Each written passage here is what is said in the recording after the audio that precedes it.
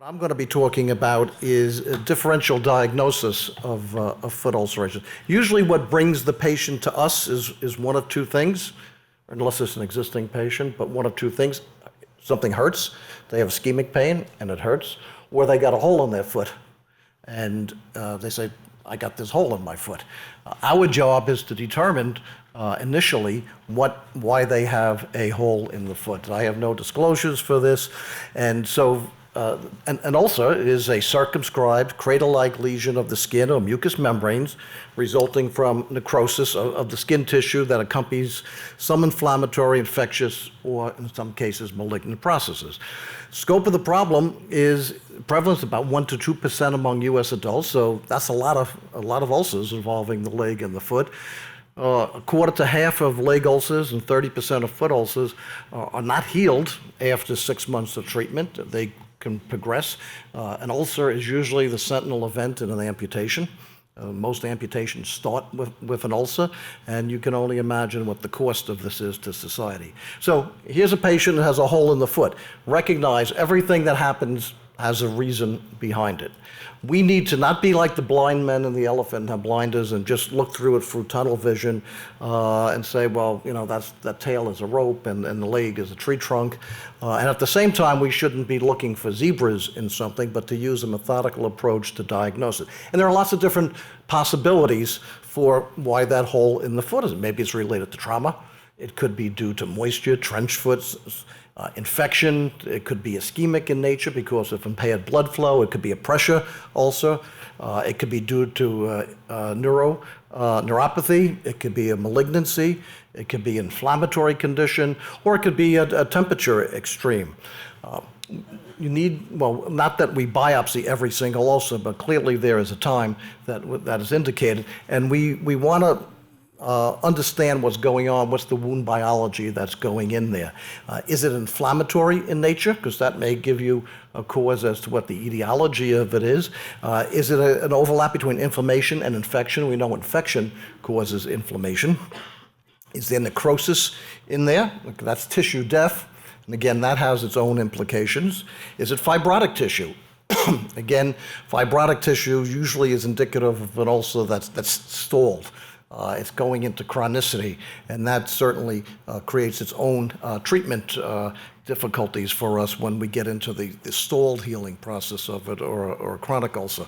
And what we ought to see in every ulcer is granulation, good, pink, healthy granulation tissue, which indicates to us that there's a blood flow there, that there are viable cells, the cells are not senescent, and that wound has a much better potential to heal than one where you don't see tissue that looks like that. So when someone presents, one of the things you want to get is a history of onset and chronicity. Okay, on the left-hand side there, that's a patient who had that lesion about 30 years. These are both neoplastic in nature. On the left, that's been there 30 years, really hasn't changed much. Gives you a little bit sigh of relief, although things can transform. That was an equine peroma, that is a chronic. On the right-hand side, that patient says that's been there for 3 months. I had started out as a little bleb there, looked like a little pimple, and over the last 3 months, that was a sarcoma on the right-hand side. Again, both wounds, very different outcome. You want to get the comprehensive medical history. We need to know that the foot is obviously attached to the body. Is the patient diabetic? Does the patient have a history of coronary vascular disease, PAD? Do they have a venous disease? Have they had a history of a venothrombus event? Do they have phlebitis, thrombosis, a pulmonary emboli? What's their kidneys doing? Do they have chronic kidney disease? Do they have any autoimmune disease going on? Inflammatory bowel disease can result in foot ulcerations. Any connective tissue disorders? What about the medications they're taking? Is that impacting on it? William Osler, who you've heard of, has said that the good physician treats the disease and the great physician treats the patient who has the disease. And while we're not managing the entire patient, we're managing our local area, we have to be cognizant of what's going on and being part of a team approach. You want to hear a social history, comprehensive. Does the patient smoke? What's their occupation? Are they on their feet all day? What about postural positions that they're in that can do it? This is a patient with a classic Charcot foot, diabetic neuropathic foot. There's another neuropathic Charcot foot. Okay, this is probably, and again, these can be the worst case scenarios when these are in combination with ischemia, as we see in diabetics, and the propensity for limb loss and amputation is very high in these patients. But again, we need to know, is this predominantly ischemic? As you see over here, there is clearly, these are ischemic wounds. And I don't think there's any doubt that, and again, once it's necrotic, the issue here is not that this patient is going to lose the toes, but before we go and jump and cut those toes off, we need people like Dr. Krishnan and Dr. Kapoor to take a look at, is there something that they can do as an intervention to limit the amputation?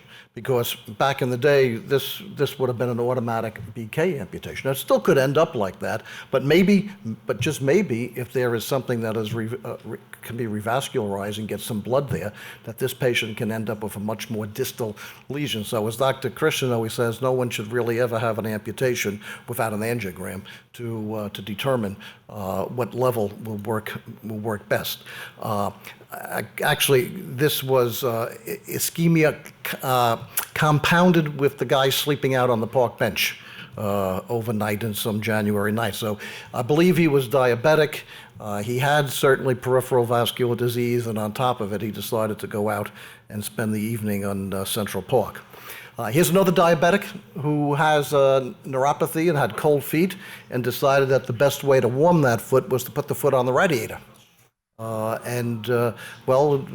the foot, and this was a thermal burn. So this is again why history. And again, this is the proximate cause of the ulcer, the immediate precipitating event, but taken in conjunction with a diabetic, with someone who has neuropathy. And as you can see, there is some granular tissue here, but there's a lot of fibrotic tissue here, and this is certainly a compromised vascula.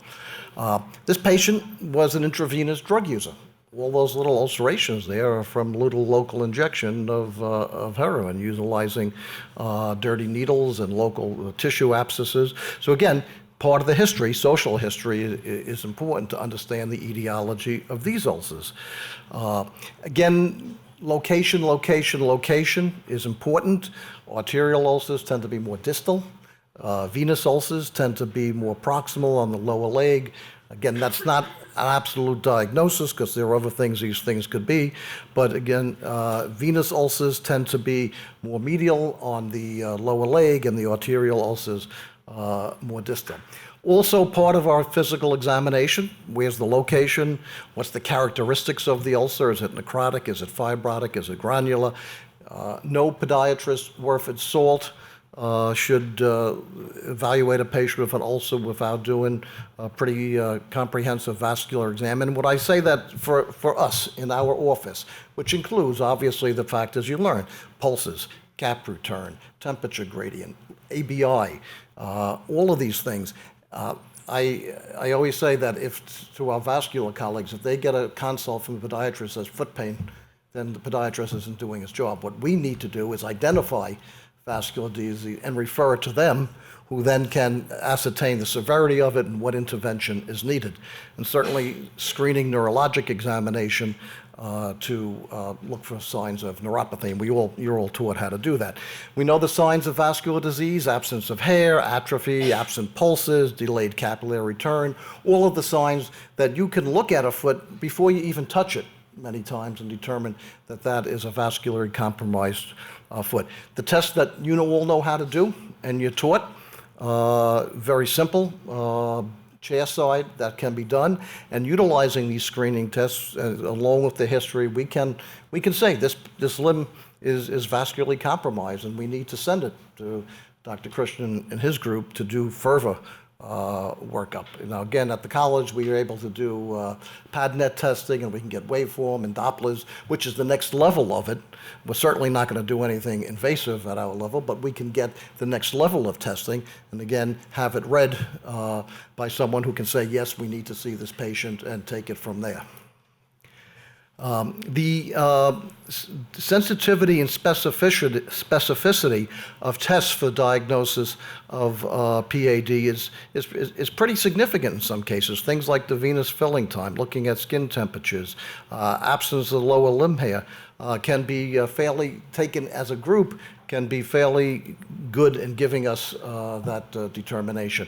We know how to screen for neuropathy, Semmes-Weinstein, vibratory, ankle reflex. You want to get a little bit more sophisticated in some cases. We can do biopsy of the skin and do a quantitative assessment of epidermal nerve fibers, the small C fibers. As we know, that's a special staining that has to be done. And this can be quantified as to what the numerical number of the small sensory C fibers are. Remember autonomic neuropathy.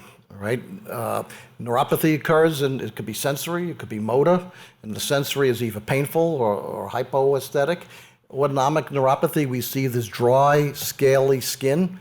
This sets itself up for cracking, a portal of infection, and entry for bacteria. So again, our diabetics, it's very important that we do little things like skin emollients and moisturizing creams to hydrate the skin and to, in effect, manage their autonomic neuropathy. Sensory neuropathy, while the most common is going to be diabetes, but you can see there are many other disorders. Common things are common, but there are many other systemic problems that can result in a sensory neuropathy. And that's our job, to try to do the good history and try to ascertain the etiology of that neuropathy. Fortunately, we have people in our orthopedic department like Dr. Cusack who can do pressure tests. Now, how wonderful would it be if routinely you take a diabetic who may have some compromise of the vasculature, and you know they have sensory neuropathy, and you do a pressure test, and you see that they're overloading underneath the first metatarsal head. Well, you know that's an ulcer waiting to happen. Maybe not tomorrow, but at some point down the line, and to do an intervention, an orthotic, all the things that we do, shoe therapy, offload that first MTPJ, put them in a rocker bar on the shoe, all the tricks that we have for doing offloading to prevent the occurrence of it. There is you may have heard me say, there was a famous golf coach by the name, I think it was Harvey Penick, and wrote a little book about golf. And I read it, didn't help my game. But but any event, there's a quote in there. Someone said, "Can you teach me how to get out of a sand trap?" And his response was, "Before I teach you how to get out, I got to teach you how not to get into one." All right, so we can teach you how to treat ulcers, but it's much better to help and teach you how to prevent them.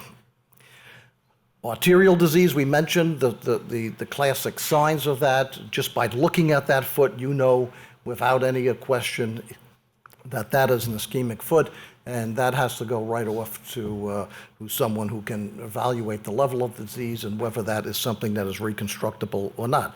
Again, examples of ischemic. Ulcerations, look at the difference, okay?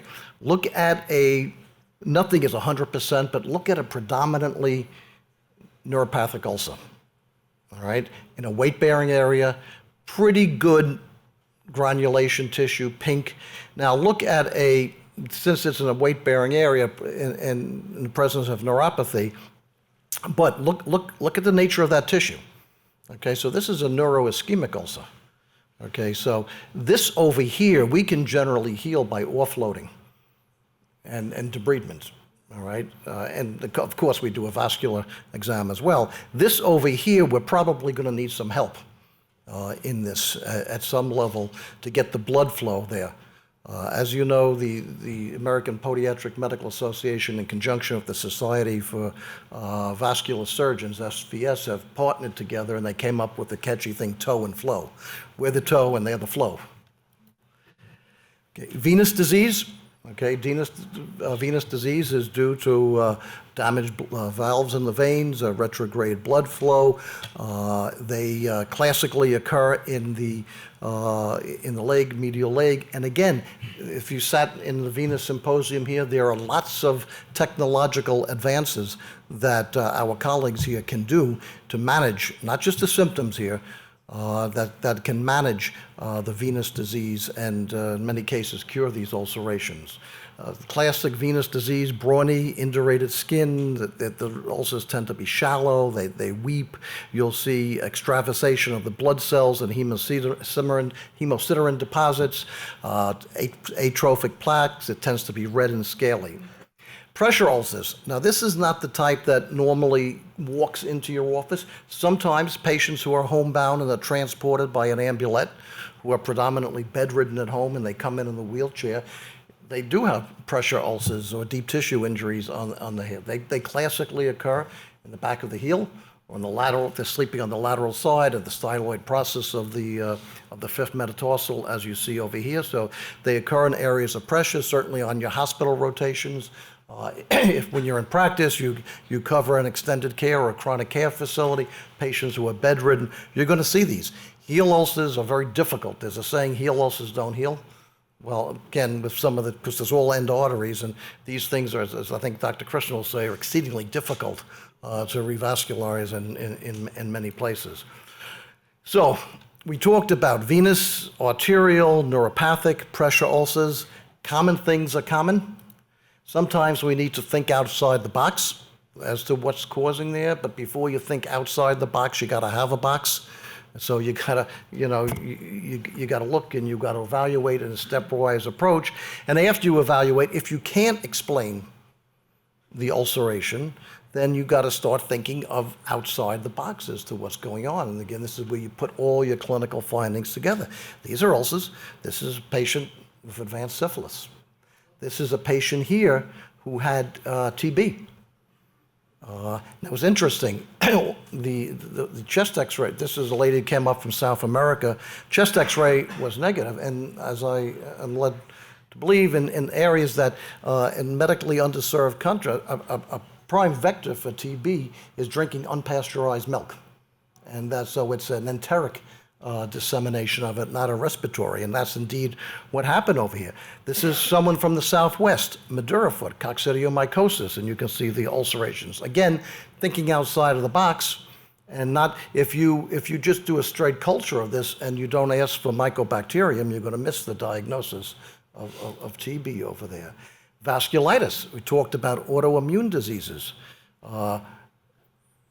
Things like SLE, rheumatoid arthritis, scleroderma, all can result in vasculitides that result. This was a 23-year-old woman who had a bunionectomy.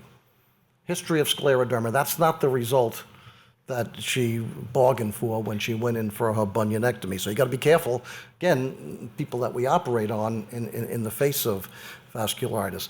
This is a young girl with IBS. She was 12 years old when she presented with this, and of course we did some distal amputations, and the sweetest little thing that you ever seen on it, we actually wrote this up for the journal, but she ended up with some distal amputations there, not too bad, and you would think that a 12-year-old would be just absolutely devastated. And when she came and sat in the clinic, she says, you know what, it could be worse. So it's, what a delightful little girl. But again, 12 years old, IBS with the vasculitis. Pyoderma gangrenosum, okay? Again, associated with inflammatory bowel disease. It's there. You'll see it. Not everything that you walk in, but this is where you need to start thinking outside of the box. Smokers, okay? Fortunately, we see less smokers, but Berger's disease, TAO, okay? It's still there, still exists. Again, you need to get a good comprehensive history of the patients. Arterial emboli. This is a patient with some levator reticularis of it. Again, the most common cause of arterial emboli is coming from the arteries, throwing off plaque from the aorta, or from endocarditis, or in cases of AFib, which is fairly common in it. When someone is in AFib, they can develop clots, embolic phenomena. If it goes north, it goes up to the brain, and it can go south down to the toe. This was a patient, 57-year-old male, was running for the airport in Pittsburgh, felt this sudden pain in his toe. When he came in, he wasn't diabetic, he had good pulses, but it was an irregular pulse, and as it turned out, he had AFib. Cryoglobulinemia. Again, cold-related can be a proximate cause of ulcerations. Cachyphylaxis, patients with kidney disease, increase poor calcium metabolism that deposits in the soft tissue. This is patient with NSF. This is why you want to make sure that your patient has normal creatinine and creatinine clearance before you send them for an MR with contrast. Because in the face of kidney disease, if you use contrast material in doing imaging studies, you can end up with nephrogenic systemic fibrosis, which is the cause of these ulcers in this particular patient. Sickle cell disease, right? The disease, not so much the trait. This is a patient. Actually, she was in the clinic today. We saw her. If anyone was there, she was the lady who was in the wheelchair. She has sickle cell disease with multiple ulcerations on her leg. Neoplastic. Okay, this equine poroma, not uncommon in the foot. If I told you this was a diabetic, and maybe had some compromise of pulses and a little bit of neuropathy, and you looked at that ulcer, you say, yeah, that's a diabetic ulcer, and you're going to debride it, and you're going to put all kinds of wet to dry on there, and all the little things that we do, and it's not going to get better. Okay, well, the reason why is that was a verrucous carcinoma. Okay, not the worst cancer in the world, but certainly a malignancy. Same thing over here. This was being treated for a venous stasis ulcers for several months. It didn't get better. Okay, why? Because it wasn't a venous stasis ulcer, that was a squamous cell carcinoma. Capices, we used to see a lot of it. Now with the reduction in HIV, well, HIV positive, but full-blown AIDS, fortunately we're able to treat that. But for a couple of years back, we saw a lot of patients in the clinic with lesions like this, with Kaposi's sarcoma. This is a patient who was a 65-year-old female, pre-diabetic, treated by her internist for that ulcer with some topical neosporin, bacitracin, just assuming because she's pre-diabetic and a foot ulcer that's an ulcer.